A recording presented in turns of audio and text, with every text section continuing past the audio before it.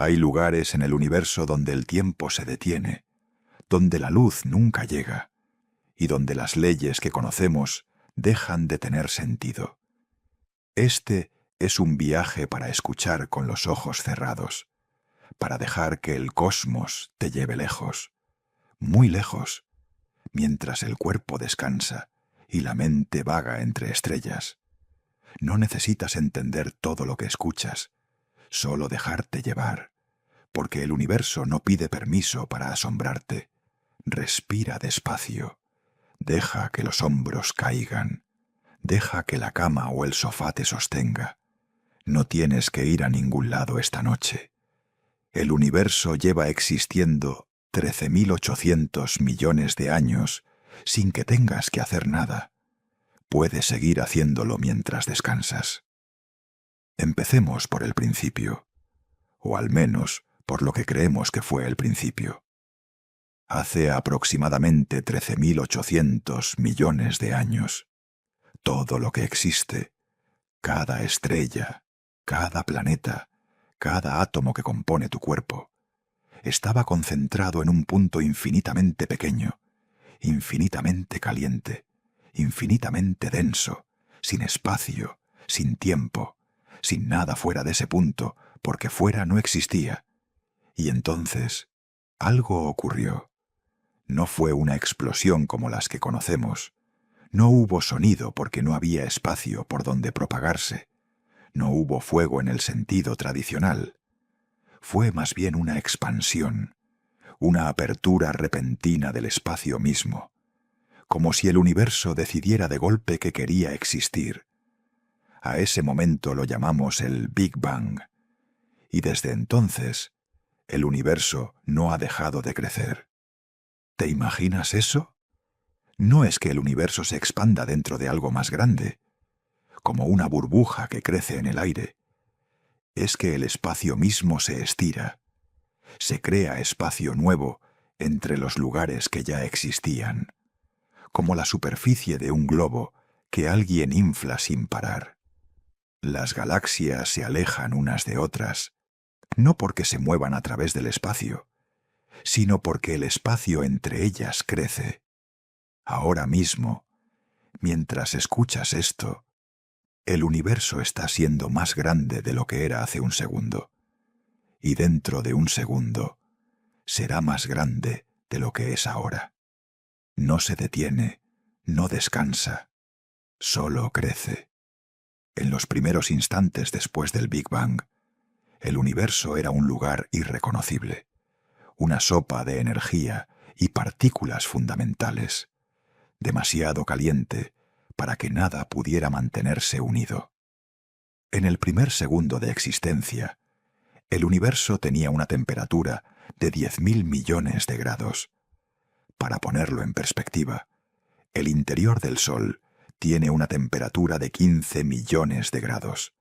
El universo recién nacido era más de 600 veces más caliente que el centro del Sol. A medida que el universo se expandía, se enfriaba. En los primeros 3 minutos, las partículas comenzaron a unirse. Quarks, formando protones y neutrones formando los primeros núcleos atómicos. Hidrógeno, helio, pequeñas cantidades de litio. Esos fueron los únicos ingredientes del universo durante los primeros cientos de millones de años. Sin estrellas, sin planetas, sin luz visible, solo nubes inmensas de gas flotando en una oscuridad casi total. A esa época la llamamos la Edad Oscura del universo. Y luego, algo comenzó a cambiar. Las nubes de gas no eran perfectamente uniformes. Había pequeñas variaciones de densidad, regiones donde había ligeramente más materia que en otras. Y la gravedad, esa fuerza paciente e implacable, comenzó a trabajar. Las regiones más densas atrajeron más materia, que las hizo más densas todavía, que atrajo más materia, en un ciclo que tardó millones de años, pero que nunca se detuvo. Poco a poco, las nubes de gas comenzaron a contraerse, a girar, a calentarse en su interior. Y entonces, por primera vez en la historia del universo, se encendió una estrella. Nadie sabe con exactitud cuándo fue, ni dónde, ni cómo se llamaría si le hubiéramos dado un nombre. Pero en algún momento, entre 200 y 400 millones de años después del Big Bang, el universo se iluminó por primera vez. Una estrella, sola en la oscuridad, ardiendo con una intensidad que no tenía testigos. Esa primera luz fue el comienzo de todo lo que vino después. Las primeras estrellas eran muy diferentes de las que vemos hoy. Eran enormes, mucho más masivas que nuestro Sol, y estaban hechas casi exclusivamente de hidrógeno y helio. Vivían poco, en términos cósmicos, apenas unos millones de años, y cuando morían, lo hacían con una violencia extraordinaria. Explosiones que dispersaban su material por el espacio que las rodeaba, enriqueciendo las nubes de gas con nuevos elementos que esas estrellas habían fabricado en su interior durante su corta vida. Eso es lo que hacen las estrellas. Fabrican elementos. En el núcleo de una estrella, bajo presiones y temperaturas inimaginables, los núcleos atómicos se fusionan. 2 átomos de hidrógeno se convierten en un átomo de helio, y en ese proceso liberan energía. Esa es la energía que hace brillar a las estrellas. La misma energía que calienta tu piel cuando el sol te da en la cara. Cuando el hidrógeno se agota, si la estrella es suficientemente masiva, comienza a fusionar helio, y cuando el helio se agota, fusiona carbono, y luego oxígeno, neón, silicio, en una cadena que termina en el hierro. El hierro es el punto final. Fusionar hierro no libera energía, sino que la consume. Y cuando el núcleo de una estrella masiva se llena de hierro, todo se detiene de golpe. El colapso es instantáneo en términos astronómicos. El núcleo cae sobre sí mismo en menos de un segundo, y la energía liberada es tan inmensa que el resto de la estrella sale disparado hacia afuera en una explosión que puede superar en brillo a toda una galaxia. Una supernova. Durante semanas, una estrella que explota puede emitir más luz que los 100.000 millones de estrellas de su galaxia combinadas. Es el evento más violento que produce el universo, aparte del propio Big Bang. Y en esa explosión, todos los elementos que la estrella fabricó durante millones de años se dispersan por el espacio. Carbono, oxígeno, nitrógeno, hierro, calcio, todos los elementos que conocemos, lanzados al cosmos como semillas al viento. Esas semillas viajan durante millones de años, se mezclan con nubes de gas y eventualmente, bajo la influencia de la gravedad, colapsan para formar nuevas estrellas. Y alrededor de esas nuevas estrellas, con todo ese material rico en elementos, se forman planetas. Y en algunos de esos planetas, en condiciones muy específicas, esos elementos se organizan de maneras cada vez más complejas, hasta que en algún momento aparece la vida. Somos, literalmente, polvo de estrellas. No es una metáfora poética, es química, es física, es historia cósmica. El carbono de tus células, el oxígeno que respiras, el hierro en tu sangre que le da ese color rojo, el calcio en tus huesos. Todos esos átomos fueron fabricados en el interior de estrellas que murieron antes de que el Sol naciera. Los átomos que forman tu mano derecha, en este momento, pasaron por el interior de al menos una estrella, probablemente varias, antes de llegar aquí. Piensa en eso un momento. Cada átomo de tu cuerpo tiene una historia de miles de millones de años. Algunos de esos átomos podrían haber estado en el corazón de una estrella gigante, sobrevivido a una supernova, viajado por el espacio durante millones de años, formado parte de una nube de gas, colapsado para formar el sistema solar, aterrizado en la Tierra primitiva, formado parte de un océano, de una bacteria, de un dinosaurio, de innumerables seres vivos, hasta llegar a ser parte de ti. El universo tiene 13.800 millones de años. La Tierra tiene 4.500 millones. La vida en la Tierra tiene al menos 3.500 millones. Los seres humanos, en nuestra forma actual, llevamos aquí apenas 300.000 años. Si comprimieras toda la historia del universo en un solo año, la Tierra no aparecería hasta septiembre. Los dinosaurios no llegarían hasta el 31 de diciembre. Y los humanos aparecerían en los últimos minutos antes de medianoche. Todo lo que conocemos como historia, las civilizaciones, la escritura, las guerras, los imperios, ocurriría en los últimos 4 segundos del año.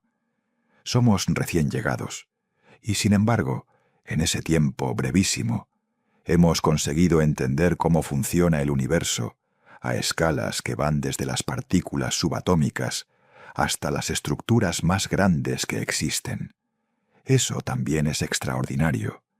La luz es quizás la cosa más fascinante que existe en el universo, y no solo por su velocidad. Viaja a 300.000 kilómetros por segundo. Eso es suficiente para dar 8 vueltas a la Tierra en un segundo, para llegar a la Luna en poco más de un segundo, para llegar al Sol en 8 minutos. Pero el universo es tan grande que incluso a esa velocidad, la luz necesita tiempos inmensos para cruzarlo. La estrella más cercana al Sol, Próxima Centauri, está a 4 años luz de distancia. Eso significa que la luz que salió de Próxima Centauri hace 4 años es la que vemos ahora. Si Próxima Centauri apagara su luz hoy, no lo sabríamos durante 4 años. La galaxia más cercana a la nuestra, de tamaño similar, Andrómeda, está a 2,5 millones de años luz. La luz que vemos de Andrómeda esta noche salió de allí hace 2,5 millones de años, cuando en la Tierra apenas estaban apareciendo los primeros homínidos. Cuando miras Andrómeda, estás viendo el pasado, un pasado anterior a la especie humana. Cuando miras una estrella en el cielo nocturno, no estás viendo esa estrella como es ahora. Estás viendo cómo era cuando esa luz comenzó su viaje hacia ti. Algunas de las estrellas que ves esta noche ya no existen. Murieron hace miles o millones de años. Pero su luz sigue viajando y todavía llega hasta nosotros, como un mensaje de algo que ya no está. Un fantasma de luz que el universo sigue enviando aunque el emisor haya desaparecido. El universo guarda en cada rayo de luz una historia del pasado, y los astrónomos han aprendido a leer esas historias.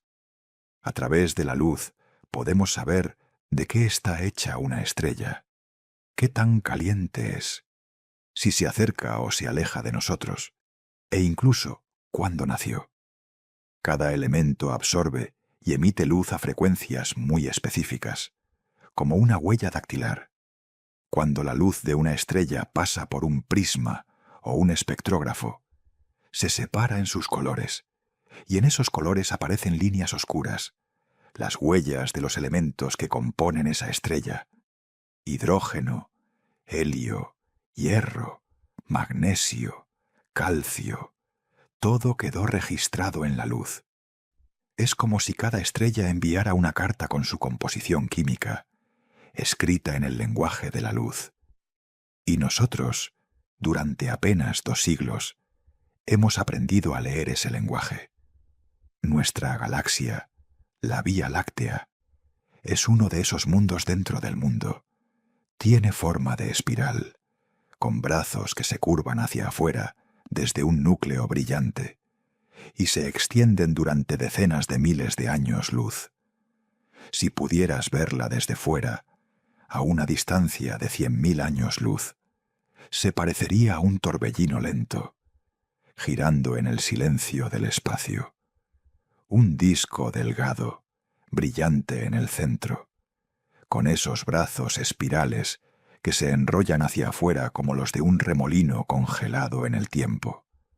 En esa espiral hay entre 100.000 millones y 400.000 millones de estrellas, cada una diferente, cada una con su historia, cada una quizás con sus propios planetas, y nuestro Sol, esa estrella que nos da la vida, es una de ellas, una estrella bastante normal, ni muy grande ni muy pequeña, situada en uno de los brazos exteriores de la galaxia, a unos 26.000 años luz del centro.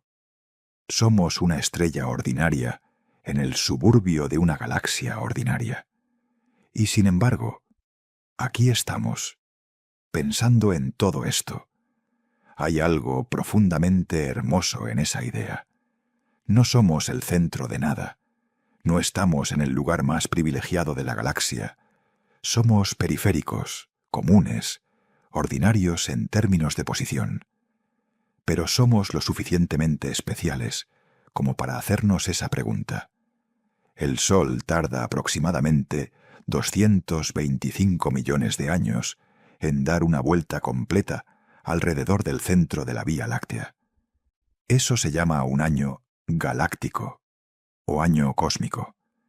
Desde que existe la Tierra, el sistema solar ha dado aproximadamente 20 vueltas alrededor del centro de la galaxia. La última vez que el Sol estuvo en la misma posición relativa que hoy, en la Tierra reinaban los dinosaurios, y el continente americano no existía tal como lo conocemos. Y el centro de la Vía Láctea, ese núcleo brillante que vemos en el cielo nocturno como una banda de luz difusa, esconde algo extraordinario, un agujero negro supermasivo. Lo llaman Sagitario A, y tiene una masa equivalente a 4 millones de soles. 4 millones de soles, comprimidos en un espacio relativamente pequeño, ejerciendo una gravedad tan intensa que todo lo que se acerca demasiado queda atrapado para siempre. Un agujero negro es uno de los objetos más extraños que produce el universo. Nace cuando una estrella muy masiva, mucho más grande que nuestro Sol, agota todo su combustible y colapsa sobre sí misma. La gravedad aplasta la materia de manera tan violenta, tan rápida, que ni la fuerza que mantiene unidos los núcleos atómicos puede resistirlo. Todo colapsa hasta un punto de densidad teóricamente infinita, llamado singularidad. Y la gravedad en torno a ese punto se vuelve tan intensa que nada puede escapar, ni siquiera la luz. Por eso los agujeros negros son negros, no porque estén hechos de algo oscuro, sino porque son regiones del espacio de donde la luz no puede salir.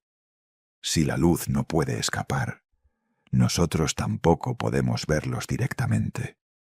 Los detectamos por sus efectos, por cómo distorsionan el espacio a su alrededor, por cómo afectan a las estrellas cercanas, por la radiación que emite el material que cae hacia ellos antes de cruzar el punto de no retorno. Ese punto de no retorno se llama el horizonte de eventos. Es una frontera invisible que rodea al agujero negro y que marca el límite a partir del cual nada puede volver. Si cruzaras ese horizonte, no lo notarías de inmediato. No hay una pared, no hay una señal de advertencia, no hay nada que indique que has cruzado el umbral, pero ya no podrías volver atrás. Todo lo que entra en un agujero negro se pierde para el universo exterior, para siempre.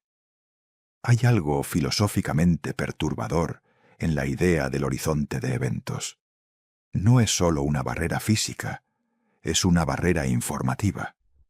Todo lo que ocurre dentro del horizonte de eventos está completamente desconectado del universo exterior. No podemos saber qué pasa allí dentro. No podemos recibir señales.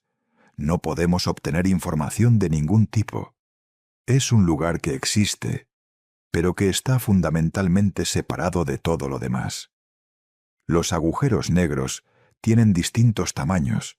Los más pequeños, llamados agujeros negros estelares, se forman cuando mueren estrellas masivas y tienen masas de entre unas pocas y algunas decenas de veces la del Sol. Los más grandes, los supermasivos, habitan en el centro de casi todas las galaxias grandes y tienen masas de millones o incluso miles de millones de veces la del Sol. ¿Cómo llegan a ser tan masivos? Es todavía una pregunta abierta. En el año 2019, por primera vez en la historia, los seres humanos obtuvieron una imagen de un agujero negro. Fue un logro técnico extraordinario. Un equipo internacional conectó radiotelescopios de todo el mundo, en Hawái, en Chile, en España, en el Polo Sur, formando en conjunto un telescopio virtual del tamaño de la Tierra, y apuntaron todo ese sistema hacia el centro de una galaxia llamada M87, a 55 millones de años luz de distancia. La imagen que obtuvieron mostraba un anillo brillante de gas caliente, giroando a velocidades cercanas a la de la luz, rodeando una región oscura. Esa región oscura, ese círculo negro en el centro del anillo, era la sombra del agujero negro. La primera vez que los seres humanos veían directamente la huella de uno de los objetos más extremos del universo. Sagitario A, el agujero negro del centro de nuestra galaxia, fue fotografiado por el mismo equipo en 2022. Es 4 millones de veces más masivo que el Sol, pero fotografiarlo fue más difícil que M87, porque aunque está mucho más cerca, el gas y el polvo entre nosotros y el centro galáctico dificultan la observación. Cuando vieron la imagen por primera vez, reconocieron el mismo patrón: el anillo brillante, la sombra central, la confirmación de algo que habían predicho las ecuaciones de Einstein más de 100 años antes. Hablemos ahora de algo que viaja todavía más allá de los agujeros negros, en términos de misterio: las ondas gravitacionales. Einstein las predijo en 1916 como consecuencia de su teoría de la relatividad general. Cuando objetos muy masivos se aceleran, deberían producir perturbaciones en el tejido del espacio-tiempo, como ondas en un estanque cuando lanzas una piedra. Pero Einstein pensó que serían demasiado débiles para detectarse jamás. Se equivocó, aunque le llevó a la humanidad casi un siglo demostrarlo. En septiembre de 2015, los detectores del Observatorio LIGO en Estados Unidos captaron algo extraordinario. Una señal que duró apenas una fracción de segundo. Un pequeño chirrido, un susurro, una variación en la longitud de los brazos del detector menor que la millonésima parte del diámetro de un protón. Pero fue suficiente. Esa señal correspondía a la fusión de dos agujeros negros, uno de 36 masas solares y otro de 29, que habían estado orbitando el uno alrededor del otro durante millones de años, cada vez más cerca, cada vez más rápido, hasta que finalmente se fusionaron. En esa fracción de segundo, liberaron más energía que todas las estrellas del universo observable combinadas, y la onda de esa fusión, producida a 1.300 millones de años luz de aquí, llegó hasta la Tierra y hizo vibrar nuestros detectores. Es difícil encontrar palabras para describir la magnitud de ese logro. Detectamos la vibración del espacio-tiempo, producida por un evento ocurrido hace 1.300 millones de años, cuando en la Tierra apenas empezaban a aparecer los primeros animales multicelulares complejos, con instrumentos construidos por seres humanos, en un planeta pequeño, alrededor de una estrella ordinaria. Desde ese primer descubrimiento, se han detectado decenas de fusiones de agujeros negros y estrellas de neutrones. Las ondas gravitacionales se han convertido en una nueva forma de observar el universo, un sentido completamente nuevo que antes no teníamos. Durante toda la historia de la astronomía, observamos el universo a través de la luz, en sus distintas formas. Ahora también podemos escucharlo, en cierta forma, a través de las vibraciones del espacio mismo. Las estrellas de neutrones son otro objeto fascinante que produce el universo. Cuando una estrella masiva explota en una supernova, a veces lo que queda de su núcleo no es un agujero negro, sino algo igualmente extremo, una estrella de neutrones. Básicamente, es un núcleo atómico del tamaño de una ciudad. Tiene unos 20 kilómetros de diámetro, aproximadamente el tamaño de Madrid o Buenos Aires, pero con una masa mayor que la del Sol. Si pudieras coger una cucharadita de su material, esa cucharadita pesaría más de 1.000 millones de toneladas. La densidad en una estrella de neutrones es tan extrema que los electrones y los protones se fusionan formando neutrones. Por eso se llaman estrellas de neutrones. Están hechas casi completamente de neutrones empaquetados tan juntos como en el núcleo de un átomo. Si la materia que compone la Tierra tuviera esa densidad, todo el planeta cabría en un cubo de unos 180 metros de lado. Algunas estrellas de neutrones giran a velocidades increíbles. Cuando la estrella original colapsa, si tenía algo de rotación, esa rotación se conserva, y al reducir su tamaño de manera tan dramática, la velocidad de rotación aumenta enormemente. Es el mismo principio que hace que un patinador sobre hielo gire más rápido cuando recoge los brazos. El resultado son estrellas de neutrones que giran cientos de veces por segundo, algunas más de 700 veces por segundo. Estas estrellas de neutrones de rotación rápida emiten haces de radiación desde sus polos magnéticos, como faros giratorios en el espacio. Cada vez que el haz apunta hacia la Tierra, detectamos un pulso de radiación.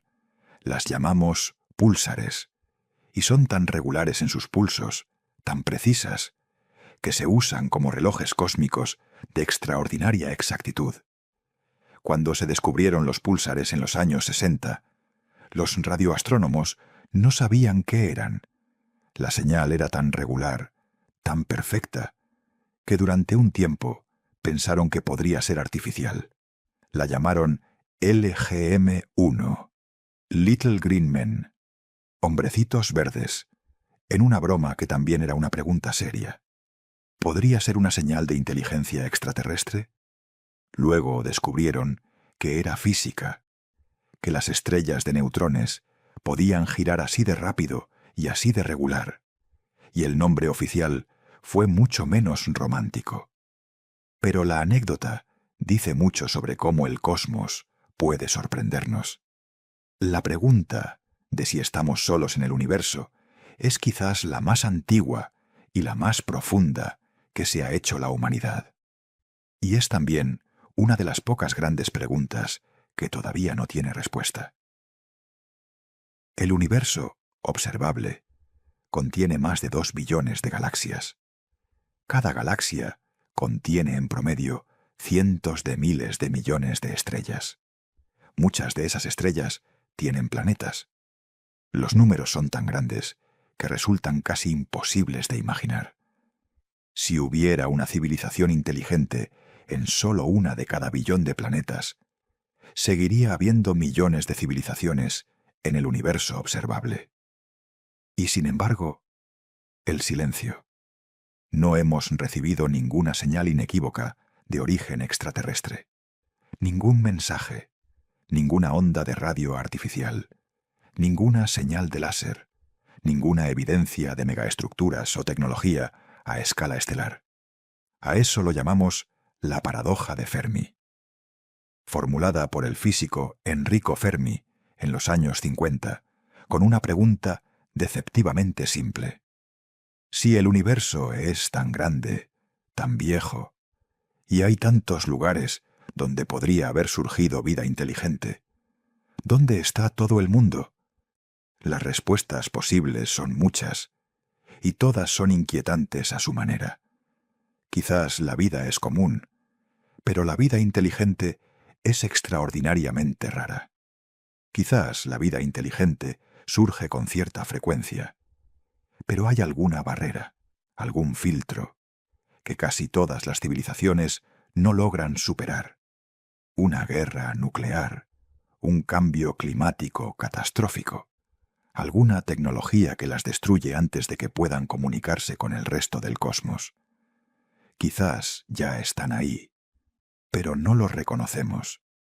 Quizás nos están observando, pero han decidido no contactarnos. Quizás las distancias son simplemente demasiado grandes, y las señales se pierden en el ruido del cosmos. Quizás estamos buscando de la manera equivocada, buscando ondas de radio cuando deberíamos buscar otra cosa.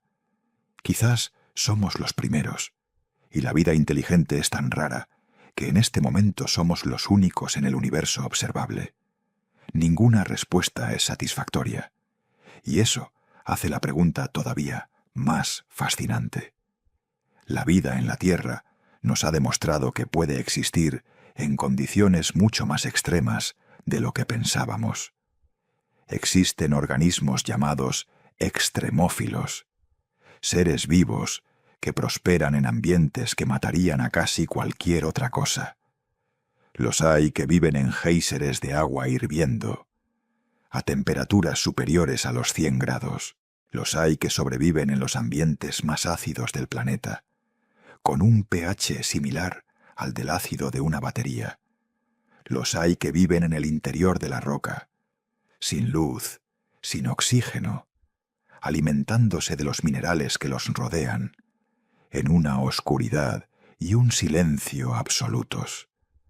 Hay bacterias que sobreviven en el espacio exterior, expuestas a la radiación ultravioleta y al vacío. Hay organismos microscópicos llamados tardígrados, animales de 8 patas que parecen pequeños osos, que pueden sobrevivir temperaturas de casi 300 grados bajo cero, de más de 150 grados sobre cero, presiones 6 veces mayores que las del fondo del océano, y niveles de radiación miles de veces superiores a los que matarían a un ser humano. Los tardígrados pueden incluso sobrevivir en el vacío del espacio durante cortos periodos de tiempo. Si la vida puede existir en esos extremos aquí en la Tierra, ¿qué nos impide imaginar que pueda existir en otros lugares? Marte tuvo agua líquida en su superficie hace miles de millones de años. Ríos que tallaron cañones en la roca, lagos que existieron durante millones de años, quizás incluso un océano que cubría el hemisferio norte del planeta. ¿Pudo haber vida en ese Marte antiguo? Los rovers que hemos enviado a Marte han encontrado condiciones que en la Tierra primitiva habrían sido perfectamente habitables. Sales minerales que solo se forman en presencia de agua. Moléculas orgánicas complejas, los ladrillos de la química de la vida, evidencias de antiguos ambientes hidrotermales donde el agua caliente circulaba a través de la roca. Todavía no hemos encontrado vida en Marte, ni pruebas definitivas de que haya existido, pero cada nueva misión nos acerca un poco más a una respuesta. ¿Y si algún día encontramos, aunque sea una bacteria fosilizada en la roca marciana? Ese descubrimiento cambiaría todo lo que creemos sobre nuestro lugar en el universo. Más allá de Marte, en el sistema solar exterior, hay mundos que despiertan todavía más la imaginación. Europa, una luna de Júpiter, está cubierta por una capa sólida de hielo. Pero debajo de ese hielo, los científicos creen que hay un océano de agua líquida más profundo que cualquier océano de la Tierra, calentado no por el Sol, que a esa distancia es apenas un punto brillante en el cielo, sino por las fuerzas de marea que ejerce la poderosa gravedad de Júpiter. Imagina ese océano, oscuro, silencioso, sin luz solar que llegue hasta él. Un océano que lleva existiendo miles de millones de años, debajo de una capa de hielo que lo protege del vacío del espacio. ¿Qué hay en el fondo de ese océano? Hay fuentes hidrotermales, como las que existen en el fondo del Atlántico, donde la Tierra libera calor y donde aquí en nuestro planeta la vida prospera en la oscuridad total. Nadie lo sabe todavía, pero la posibilidad existe, y la NASA y la Agencia Espacial Europea tienen misiones planificadas para explorar Europa más de cerca en los próximos años. Imagina que en este momento, mientras escuchas esto, bajo el hielo de una luna, a 600 millones de kilómetros de aquí, algo nada en un océano oscuro y silencioso, algo que nunca ha visto la luz del sol, algo que no sabe que existimos. Encélado, una luna de Saturno, también tiene un océano subterráneo, y lo sabemos con más certeza, porque lo hemos visto. La sonda Cassini de la NASA orbitó Saturno durante 13 años y observó algo extraordinario. Desde el polo sur de Encélado salen géiseres de agua, columnas de vapor y partículas de hielo que se disparan al espacio a más de 1000 kilómetros por hora. Agua que viene directamente del océano subterráneo de esta pequeña luna. Cassini voló a través de esos géiseres y analizó su composición. Encontró agua, sal, moléculas orgánicas, hidrógeno molecular. El hidrógeno molecular es especialmente interesante, porque en la Tierra lo producen microorganismos que viven en fuentes hidrotermales y que usan ese hidrógeno como fuente de energía. No es una prueba de vida, pero es exactamente el tipo de condiciones que necesitaría la vida para existir. Titán, la luna más grande de Saturno, es otro mundo fascinante. Tiene una atmósfera densa, más densa que la de la Tierra, rica en nitrógeno y metano. Tiene lluvia, ríos, lagos y mares, pero no de agua. Los lagos y mares de Titán están llenos de metano y etano líquido, a temperaturas de casi menos 180 grados. ¿Podría haber vida en Titán? No vida como la que conocemos, basada en el agua y la química del carbono en agua. Pero algunos científicos especulan con la posibilidad de formas de vida que usen metano líquido como solvente en lugar de agua. Sería una química completamente diferente, una vida que no reconoceríamos fácilmente. Pero la idea no viola ninguna ley de la física o la química que conozcamos. Fuera de nuestro sistema solar, los astrónomos han descubierto miles de planetas orbitando otras estrellas. Los llamamos exoplanetas, y su diversidad es asombrosa. Antes de los años 90, no teníamos confirmada la existencia de ningún planeta fuera del sistema solar. Era lógico pensar que debían existir, pero no teníamos manera de detectarlos. El primer exoplaneta confirmado orbitando una estrella similar al Sol se descubrió en 1995. Desde entonces, el número ha crecido exponencialmente. En la actualidad, se han confirmado más de 5.500 exoplanetas, y se espera que con nuevas misiones el número se multiplique por muchos más en los próximos años. La variedad de mundos que hemos encontrado supera cualquier imaginación previa. Hay planetas que orbitan tan cerca de su estrella que su año dura apenas unas horas terrestres. A esa distancia, el planeta está sometido a un calor tan intenso que los metales de su superficie podrían fundirse. Hay planetas que orbitan 2 soles a la vez. Sistemas binarios donde 2 estrellas bailan la una alrededor de la otra, y un planeta los orbita a los 2, describiendo una trayectoria compleja. En ese planeta, dependiendo de su posición, podrías ver un doble amanecer o un atardecer donde un sol se pone y el otro todavía está alto en el cielo. Hay planetas cubiertos completamente de agua, sin tierra firme en ningún lugar, un océano global que podría tener miles de kilómetros de profundidad.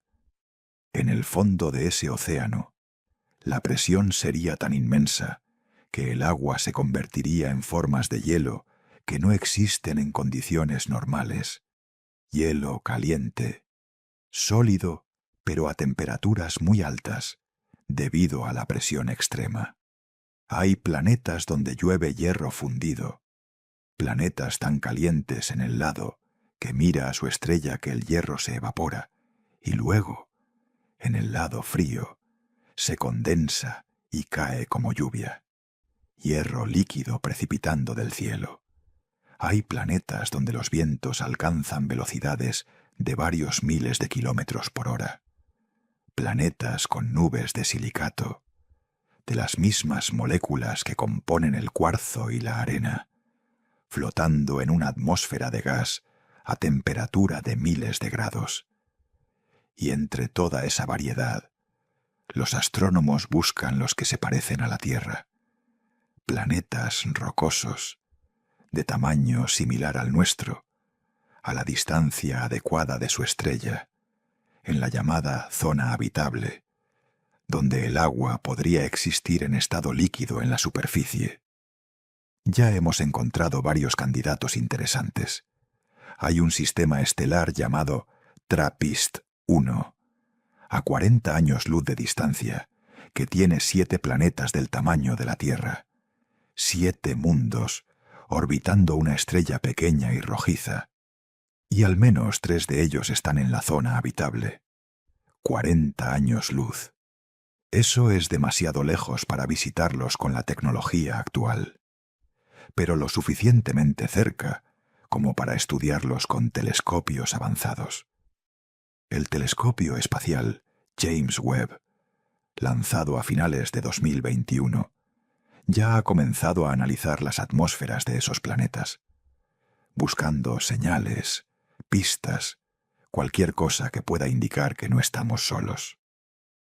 Si en la atmósfera de uno de esos planetas encontráramos oxígeno libre, o metano en combinación con oxígeno, sería una señal muy fuerte de actividad biológica, porque esas combinaciones químicas son inestables, se destruyen rápidamente, y la única forma de mantenerlas en la atmósfera de un planeta durante largos periodos de tiempo es que algo las esté reponiendo continuamente. Y ese algo, en la Tierra, es la vida. La Luna ha sido el compañero constante de la Tierra desde hace 4.500 millones de años. La vemos cada noche, tan familiar, tan cercana en términos cósmicos, apenas a 384.000 kilómetros. La luz del Sol tarda 1 segundo y 1/4 en llegar desde la Tierra hasta la Luna. Pero la historia de cómo llegó ahí es mucho más violenta de lo que su calma aparente sugiere. La teoría más aceptada sobre el origen de la Luna se llama la hipótesis del gran impacto. Hace aproximadamente 4.500 millones de años, cuando el sistema solar era joven y caótico, la Tierra todavía estaba completamente fundida, un océano de roca líquida. En ese momento, un objeto del tamaño de Marte, que los científicos llaman Theia, chocó contra la prototierra. Un impacto brutal, oblicuo, devastador. La colisión lanzó cantidades enormes de material al espacio, fragmentos de la Tierra, fragmentos de teia, vapor de roca, todo mezclado en una nube de escombros que orbitaba la Tierra. Con el tiempo, ese material bajo la influencia de la gravedad se fue juntando, acumulando, compactando, y en un periodo de entre 100 y 1000 años, lo que era una nube de escombros se convirtió en la luna, la misma luna que ilumina las noches, que mueve las mareas, que ha guiado a navegantes y agricultores durante milenios, nació de una catástrofe. La luna no siempre ha estado tan lejos. Cuando nació, estaba mucho más cerca de la Tierra. A esa distancia, las mareas que la luna producía en la Tierra eran enormes, no solo en el agua, sino en la propia roca del planeta. Y esas mareas frenan gradualmente la rotación de la Tierra, haciendo que los días sean cada vez más largos. Hace 400 millones de años, un día en la Tierra duraba aproximadamente 21 horas. Hace 1500 millones de años, apenas 14 horas. Y la energía que se pierde en frenar la rotación de la Tierra se transfiere a la Luna, haciendo que se aleje poco a poco. Actualmente la Luna se aleja unos 3,5 centímetros por año. Es una cantidad muy pequeña, pero constante, implacable. En el futuro lejano, la Luna estará tan lejos que los eclipses solares totales serán imposibles.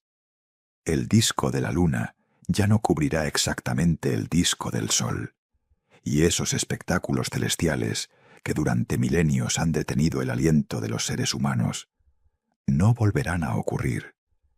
Vivimos en un momento especial, en el que la Luna y el Sol parecen exactamente del mismo tamaño visto desde la Tierra. Es una coincidencia extraordinaria, sin ninguna razón física profunda. El Sol es 400 veces más grande que la Luna, pero también está 400 veces más lejos. Y ese ajuste casi perfecto hace que durante un eclipse total, la Luna cubra exactamente el disco solar y podamos ver la corona del Sol, esa atmósfera de plasma que normalmente está perdida en el resplandor. Los eclipses totales de Sol son uno de los espectáculos más impresionantes que la naturaleza ofrece. La oscuridad cae en segundos. Los animales se comportan como si fuera de noche. Aparecen las estrellas en pleno día, y alrededor del Sol oscuro brilla una corona de luz plateada, suave, etérea. Generaciones de seres humanos los han vivido, y en muchas culturas los asociaron con presagios, con intervenciones divinas, con el fin del mundo. Hoy sabemos qué son, pero no por eso son menos asombrosos. El sistema solar en el que vivimos tiene 8 planetas, aunque durante un tiempo fueron 9. Plutón fue descubierto en 1930 por un joven astrónomo llamado Clyde Tombaugh, y durante 76 años fue considerado el 9º planeta. Pero a medida que mejoraban los telescopios, los astrónomos descubrieron que Plutón no estaba solo. Más allá de Neptuno hay toda una región del sistema solar, llamada el Cinturón de Kuiper, llena de objetos de hielo y roca. Algunos de ellos son tan grandes como Plutón, o incluso más. En 2006, la Unión Astronómica Internacional tomó la difícil decisión de redefinir qué es un planeta. Plutón no cumplía uno de los criterios, haber limpiado su órbita de otros objetos, así que fue reclasificado como planeta enano. La decisión fue polémica, y todavía hoy genera debate. Clyde Tombaugh había muerto en 1997, y algunas de sus cenizas viajan a bordo de la sonda New Horizons, que sobrevoló Plutón en 2015 y nos envió las primeras imágenes detalladas de ese mundo lejano. Las imágenes de Plutón fueron una sorpresa, en lugar del mundo gris y sin rasgos que muchos esperaban. New Horizons reveló un planeta enano de extraordinaria complejidad. Montañas de hielo, de agua tan altas como los Alpes, de color blanco brillante. Llanuras de nitrógeno congelado de color rojo pálido. Atmósfera tenue, capas de neblina azul. Y en el centro, una región con forma de corazón, enorme, de color claro, que fue bautizada informalmente como el corazón de Plutón. El cinturón de Kuiper se extiende desde la órbita de Neptuno hasta unas 50 unidades astronómicas del Sol. Una unidad astronómica es la distancia media entre la Tierra y el Sol, unos 150 millones de kilómetros. El cinturón de Kuiper es enorme y contiene cientos de miles de objetos, desde pequeñas rocas de hielo hasta mundos del tamaño de Plutón. Más allá del cinturón de Kuiper, aún más lejos, está la nube de Oort, una región esférica que rodea al sistema solar, que se extiende hasta casi un año luz del Sol y que contiene miles de millones de cometas. Cuando un cometa aparece en el cielo interior del sistema solar, con su cola brillante, es probable que venga de la nube de Oort, algo, quizás el paso de una estrella cercana o las mareas galácticas. Perturba su órbita, y ese cometa empieza un viaje de miles de años hacia el interior del sistema solar. Los cometas son fascinantes no solo por su belleza, son cápsulas del tiempo, vestigios del sistema solar primitivo, congelados durante miles de millones de años en las frías profundidades del espacio exterior. Cuando un cometa se acerca al Sol y su hielo se evapora, libera moléculas que se formaron en los primeros instantes del sistema solar. En 2014, la sonda Rosetta de la Agencia Espacial Europea se puso en órbita alrededor del cometa 67P y el módulo Philae descendió sobre su superficie. Fue la primera vez en la historia que un objeto fabricado por seres humanos aterrizó en la superficie de un cometa. Los análisis del cometa 67P revelaron moléculas orgánicas complejas, incluyendo el aminoácido glicina, uno de los ladrillos fundamentales de las proteínas. Los aminoácidos, los ladrillos de la vida, pueden formarse en el espacio, en la superficie de granos de polvo cósmico, y los cometas pueden haberlos traído a la Tierra primitiva. Quizás, en parte, la vida en la Tierra comenzó con materiales que llegaron del espacio. La materia oscura es una de las grandes incógnitas del cosmos. No la vemos, no podemos tocarla. No emite luz, no la absorbe, no interactúa con prácticamente nada de lo que conocemos, excepto con la gravedad. Y sin embargo, sabemos que está ahí. La primera pista llegó en los años 30, cuando el astrónomo Fritz Zwicky estudió el cúmulo de galaxias de Coma, un grupo de miles de galaxias que orbitan unas alrededor de otras. Zwicky calculó cuánta masa era necesaria para que ese cúmulo se mantuviera unido, y comparó ese número con la masa que podía estimar a partir de la luz que emitían las galaxias.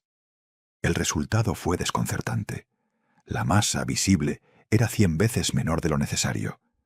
Zwicky concluyó que debía haber algún tipo de materia que no podíamos ver, y la llamó materia oscura, dunkle Materie en alemán. En los años 70, la astrónoma Vera Rubin estudió la rotación de galaxias individuales. Midió la velocidad a la que las estrellas en distintas partes de una galaxia orbitaban alrededor del centro. Según la mecánica newtoniana, las estrellas en los bordes exteriores deberían moverse más despacio que las del interior, igual que los planetas exteriores del sistema solar, se mueven más despacio que los interiores. Pero no era así. Las estrellas en los bordes exteriores giraban casi tan rápido como las del interior. Y eso solo era posible si había mucha más masa en esas regiones exteriores de lo que podía verse. Masa invisible, materia oscura, distribuida en un halo que envuelve toda la galaxia. Vera Rubin confirmó este resultado en decenas de galaxias diferentes. Era un patrón universal, no una anomalía. Todas las galaxias parecen estar rodeadas de halos de materia oscura mucho más masivos que la materia visible. El trabajo de Vera Rubin convirtió la materia oscura de una especulación en un hecho observacional. Y sin embargo, Vera Rubin nunca recibió el Premio Nobel de Física por ese descubrimiento. Murió en 2016 sin que se le reconociera con ese honor. Es uno de los casos más lamentables en la historia del Nobel. La materia oscura representa aproximadamente el 27% de toda la energía y materia del universo. Y la energía oscura, otro misterio todavía más profundo, representa el 68%. Lo que nosotros conocemos, las estrellas, los planetas, los gases, todo lo visible, es apenas el 5% del universo. El 95% del cosmos es un misterio. La energía oscura es aún más extraña que la materia oscura. La descubrimos en 1998, de la manera más sorprendente. 2 equipos independientes de astrónomos estaban estudiando supernovas de tipo Ia en galaxias lejanas. Ese tipo de supernova es una herramienta extraordinaria para los astrónomos, porque siempre tienen la misma luminosidad intrínseca, lo que permite usarlas como faros de referencia para medir distancias. Ambos equipos esperaban encontrar que la expansión del universo se estaba frenando. La gravedad debería estar desacelerando la expansión, del mismo modo que la gravedad frena una pelota lanzada al aire. Pero lo que encontraron fue exactamente lo contrario. Las supernovas lejanas estaban más lejos de lo esperado, lo que significaba que el universo no se estaba frenando, se estaba acelerando. Algo estaba empujando el universo hacia afuera, contrarrestando la gravedad y haciendo que la expansión se acelerara. A ese algo lo llamaron energía oscura. Los 2 astrónomos que lideraban los equipos, Saul Perlmutter y Brian Schmidt, compartieron el Premio Nobel de Física en 2011 por ese descubrimiento. ¿Qué es la energía oscura? Nadie lo sabe. La mejor explicación que tenemos es que es una propiedad del propio espacio vacío, una energía intrínseca del vacío que actúa como una presión negativa, empujando el espacio a expandirse. Einstein tuvo algo parecido en sus ecuaciones, lo llamó la constante cosmológica, y luego la eliminó pensando que era un error. Resultó que tenía razón al incluirla. El tiempo es otra dimensión del universo que no comprendemos del todo. Tendemos a pensar en el tiempo como algo constante, que fluye igual en todas partes, un río que corre en una sola dirección a una velocidad fija. Pero Einstein demostró que no es así. El tiempo es flexible, maleable, dependiente del lugar en el que estés y de la velocidad a la que te muevas. La relatividad especial, publicada por Einstein en 1905, demostró que el tiempo pasa más despacio para los objetos que se mueven a gran velocidad.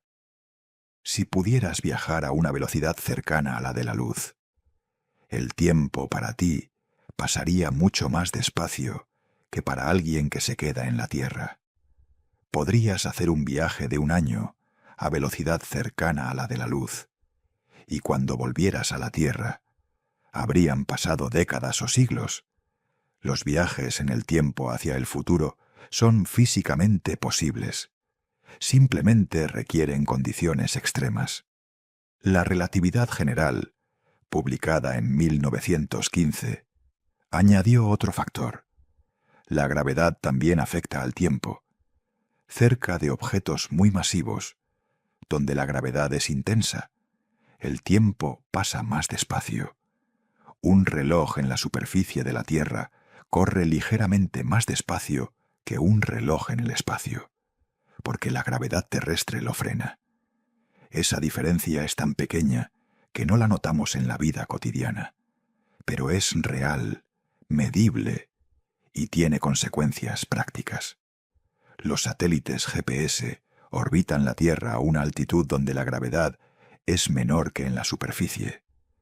Eso hace que sus relojes corran ligeramente más rápido, pero también se mueven a gran velocidad, lo que hace que sus relojes corran ligeramente más despacio. El efecto neto es que los relojes del GPS ganan unos 38 microsegundos por día respecto a los relojes en la superficie. 38 microsegundos puede parecer insignificante, pero si no se corrigiera, los sistemas GPS acumularían errores de más de 10 kilómetros al día. Cerca de un agujero negro, el efecto es dramático. Si pudieras orbitar muy cerca del horizonte de eventos de un agujero negro, el tiempo para ti pasaría mucho más despacio que para alguien en la Tierra.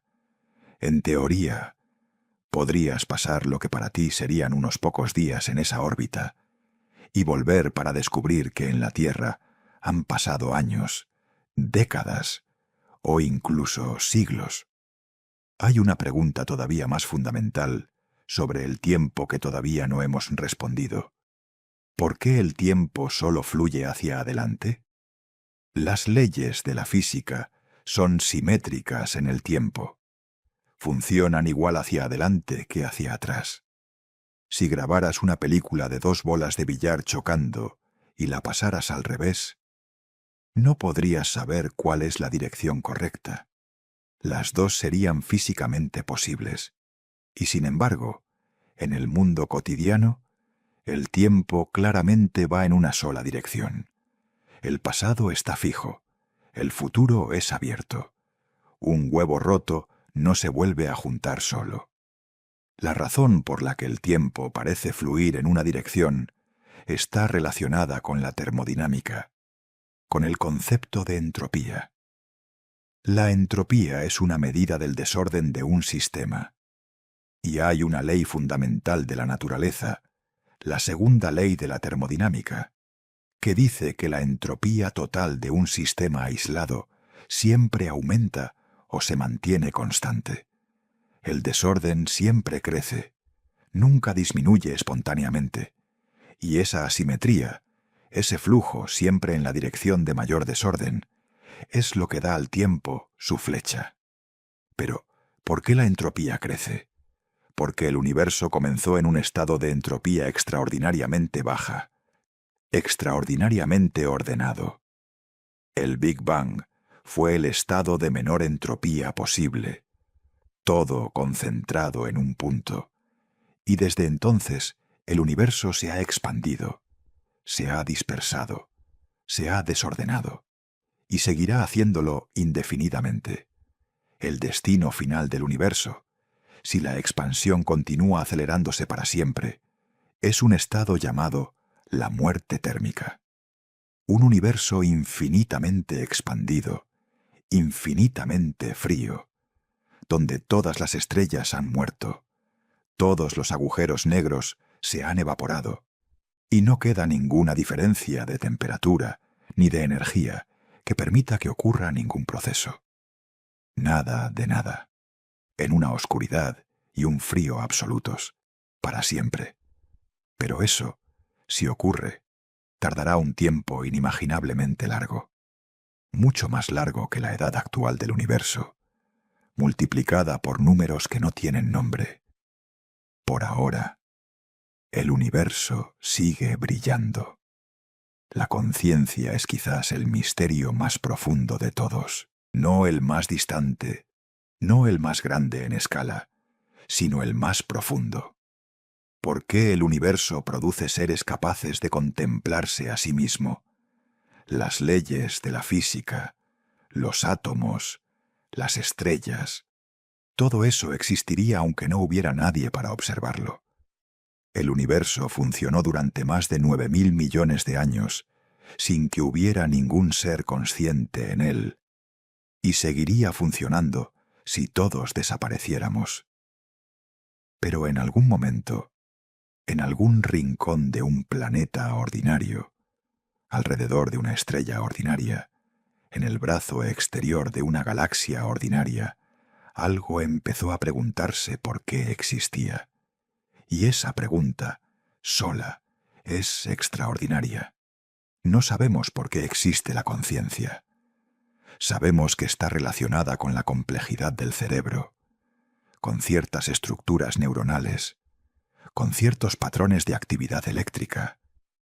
Pero ¿por qué esa complejidad produce algo subjetivo? ¿Por qué hay algo que se siente desde dentro? ¿Por qué existe la experiencia? Eso no lo sabemos. Los filósofos lo llaman el problema difícil de la conciencia.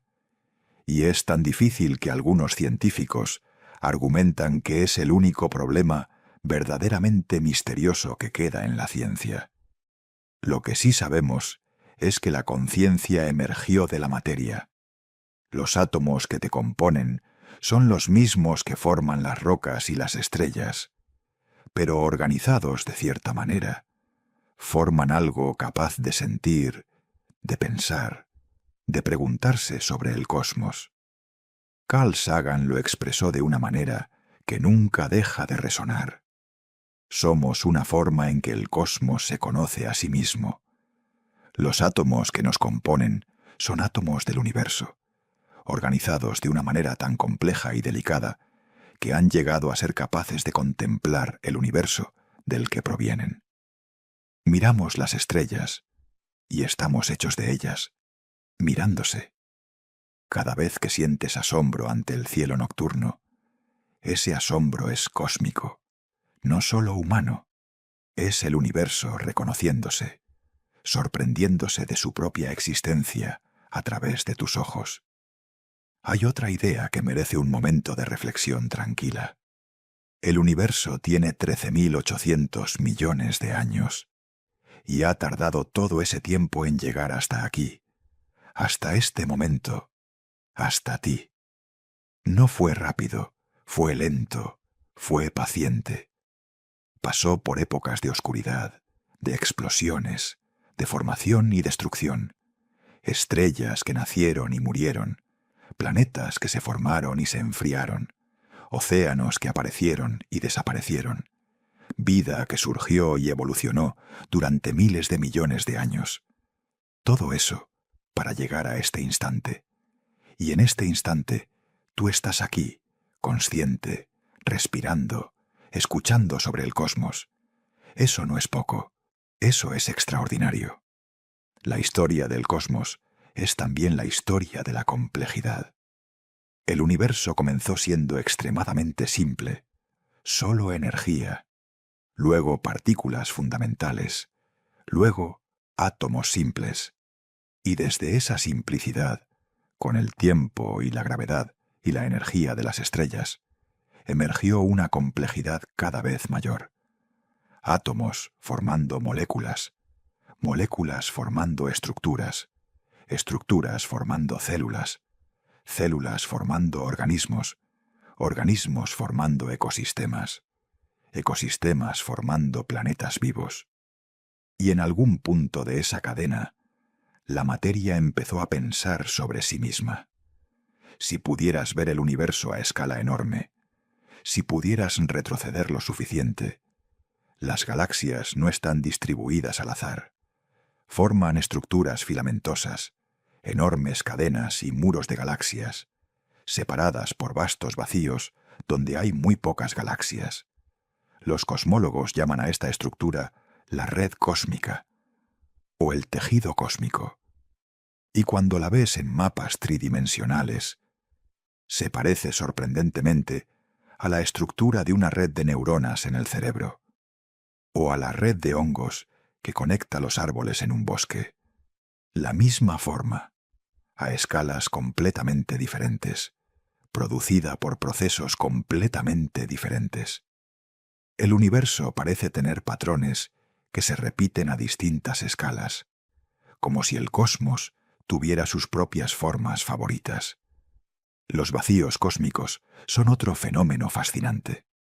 Hay regiones del universo donde prácticamente no hay galaxias, extensiones de espacio casi completamente vacías, que pueden tener cientos de millones de años luz de diámetro.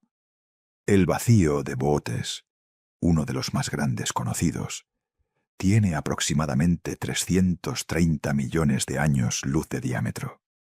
Si vivieras en una galaxia en el centro de ese vacío, el cielo nocturno sería casi completamente oscuro. No habría Vía Láctea, no habría galaxia de Andrómeda visible, casi ninguna estrella que ver, una oscuridad casi total, con apenas algunas manchas de luz difusa en la lejanía.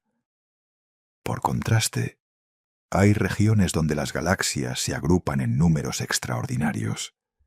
Los cúmulos de galaxias son las estructuras más grandes del universo, mantenidas unidas por la gravedad.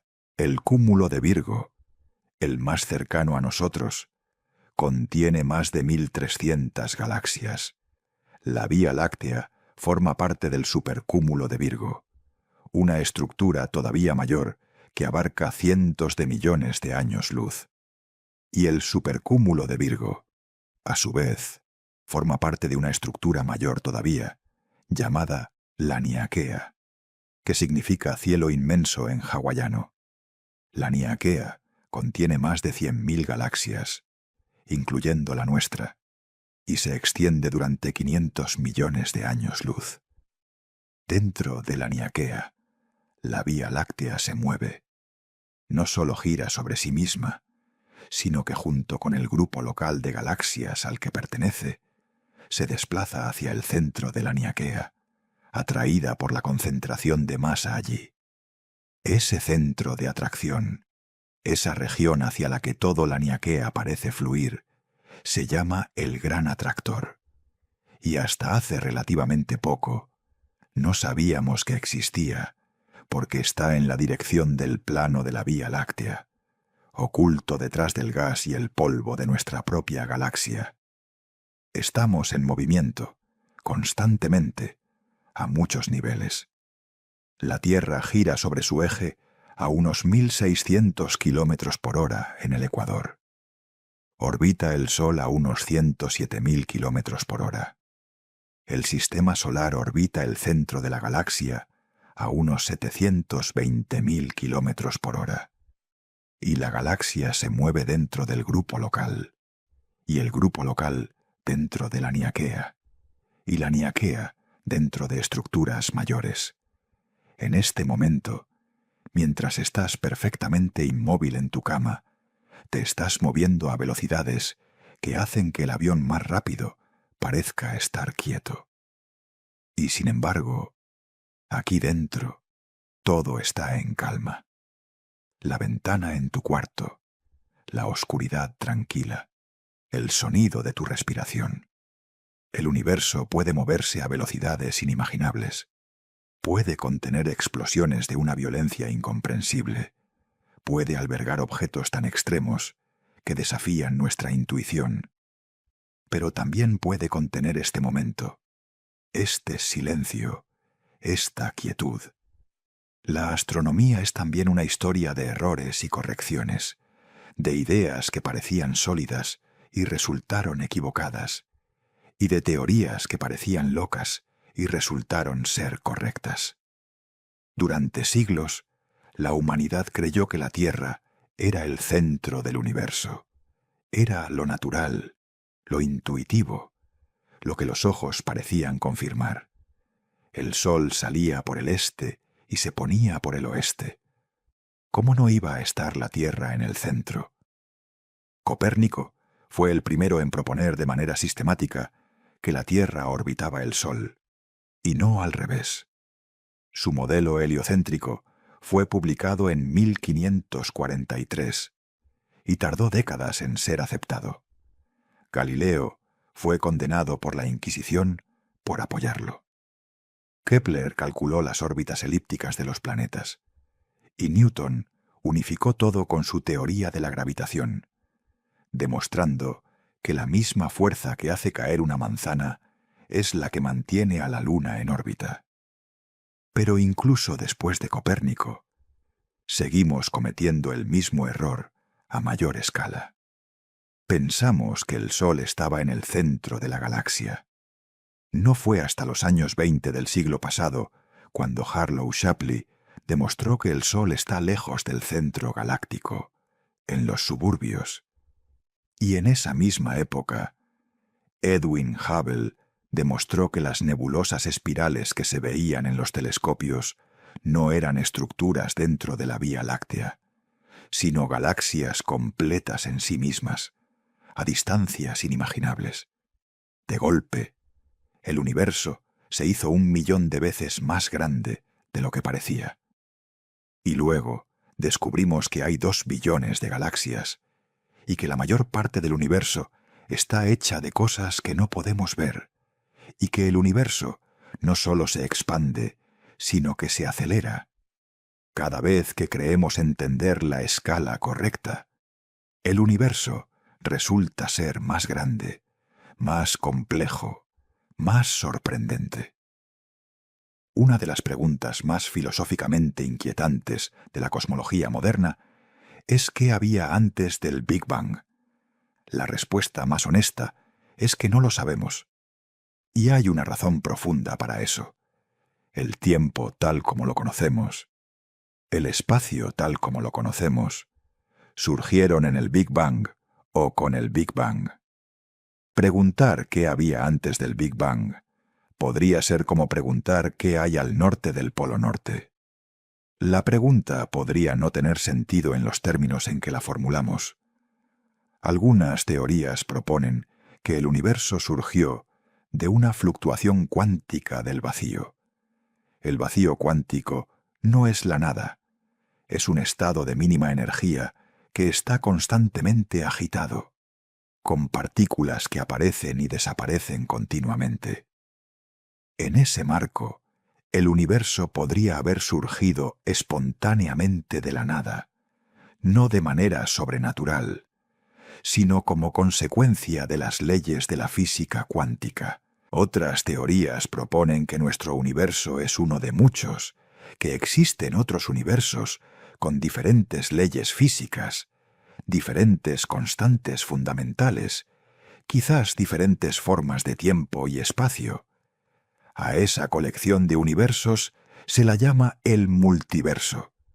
No hay todavía manera de probarlo, ni de refutarlo, lo que lo mantiene en el límite entre la ciencia y la especulación filosófica. Las constantes fundamentales del universo son otro misterio.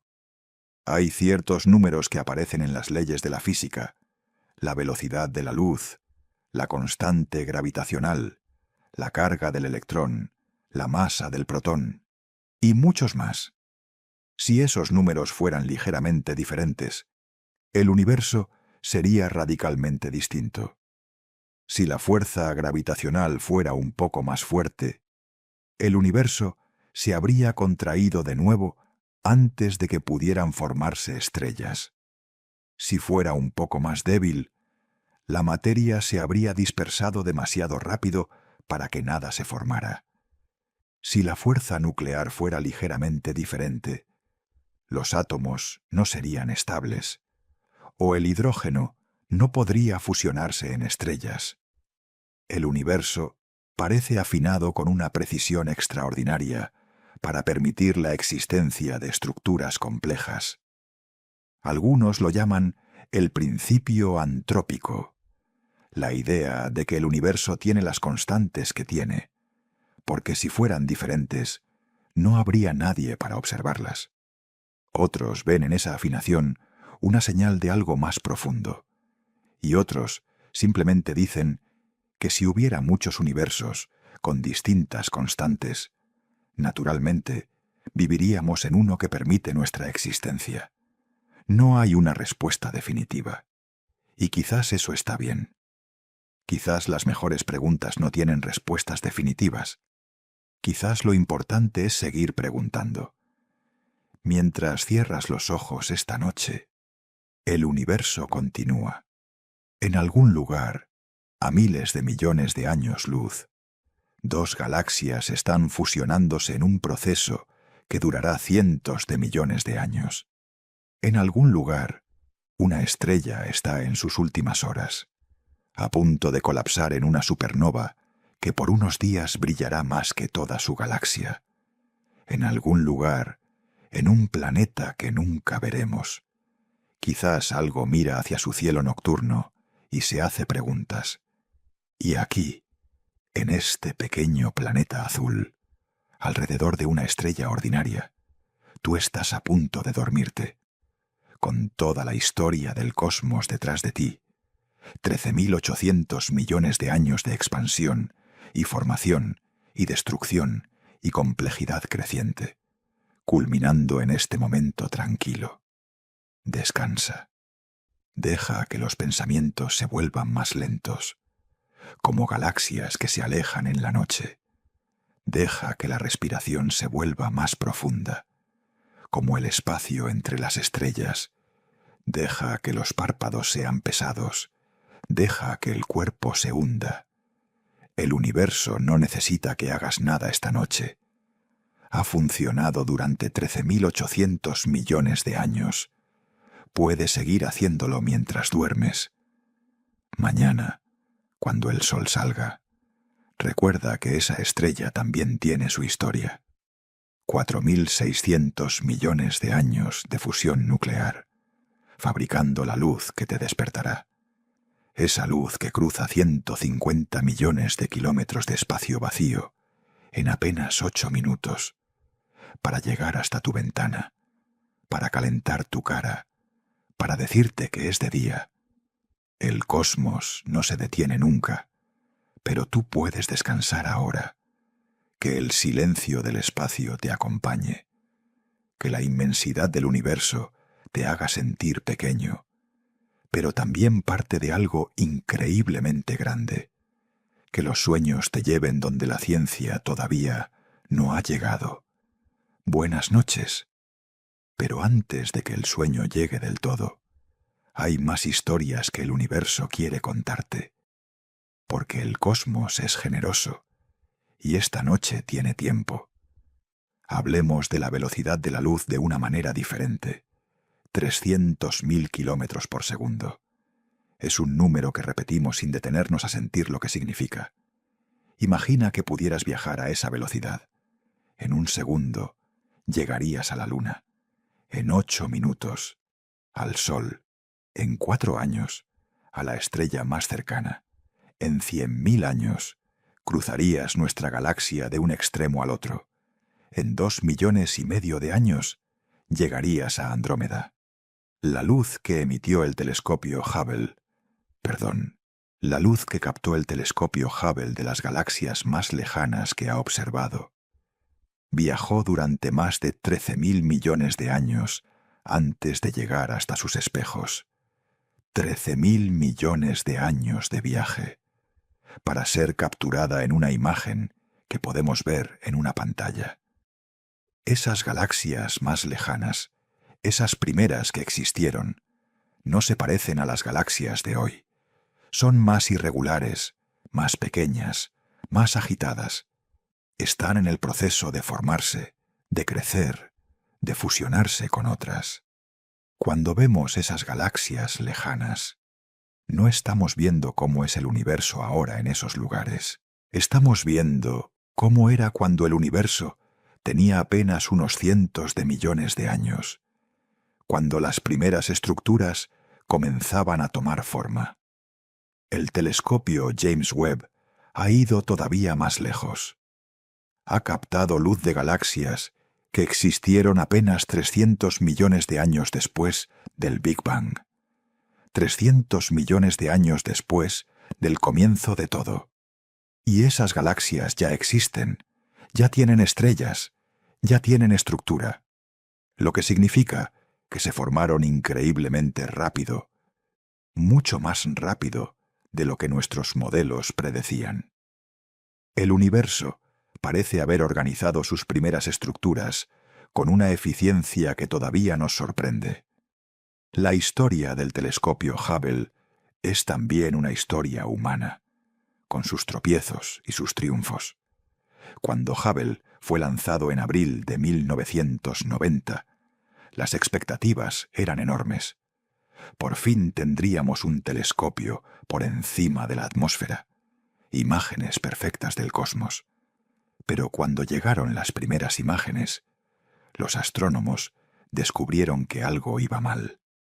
El espejo principal, el corazón del telescopio, tenía un defecto, una diferencia de apenas 2 milímetros en su forma, un error de fabricación microscópico, pero suficiente para hacer que las imágenes fueran borrosas.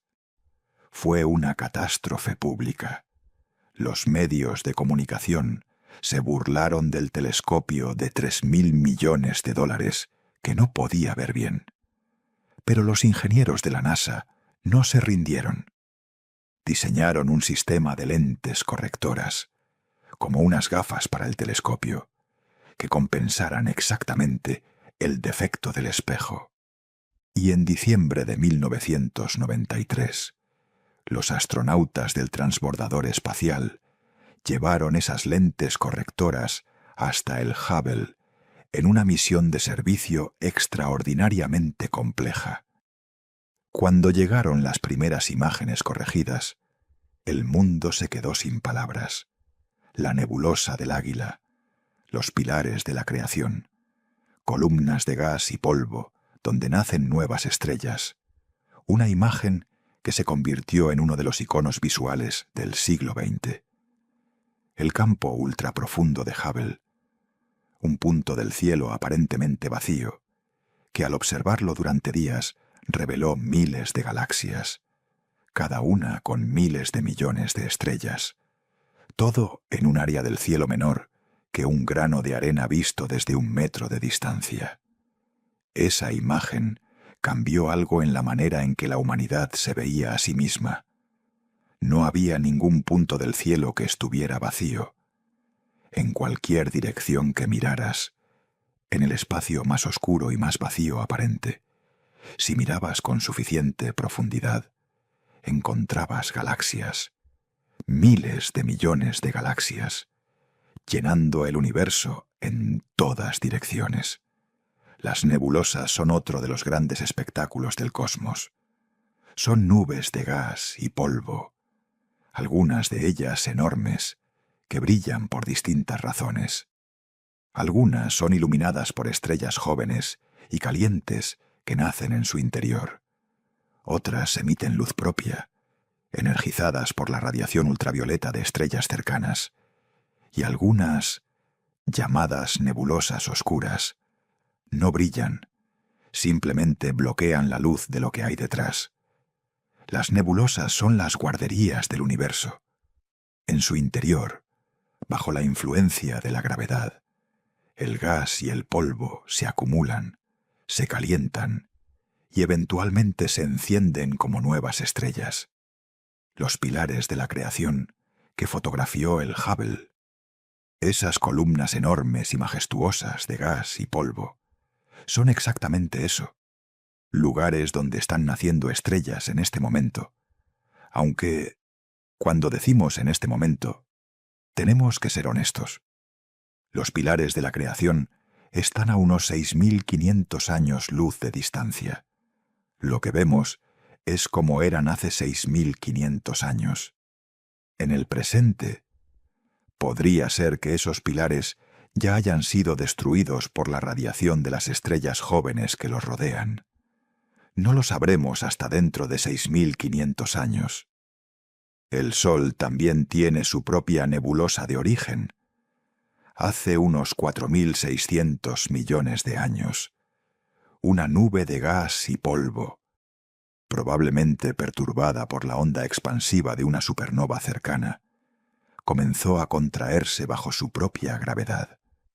La mayor parte de ese material fue hacia el centro, formando el Sol. El resto, un pequeño porcentaje, quedó girando en un disco alrededor del Sol recién formado. Y ese disco, con el tiempo, formó los planetas, la Tierra, Marte, Júpiter, Saturno. Todos ellos son el resultado de ese mismo disco de material que rodeó al Sol hace 4.600 millones de años. Somos, literalmente, del mismo origen que el Sol y los demás planetas. Hermanos cósmicos, nacidos del mismo polvo. La Tierra primitiva era un lugar muy diferente al que conocemos hoy. Justo después de su formación, era una roca fundida, sin océanos, sin atmósfera habitable. Los impactos de meteoritos y asteroides eran constantes y brutales. Nacidos del mismo polvo que las estrellas, parte del mismo universo que lleva existiendo 13.800 millones de años. Eso es lo que somos. Y esta noche, mientras el cosmos sigue su camino silencioso, tú puedes descansar. Deja que los pensamientos se vuelvan más lentos, como estrellas que se apagan despacio en la oscuridad. Deja que la respiración se vuelva más profunda, como el espacio entre las galaxias. El universo no necesita nada de ti esta noche. Ha funcionado solo durante todo este tiempo y puede seguir haciéndolo mientras duermes. Buenas noches.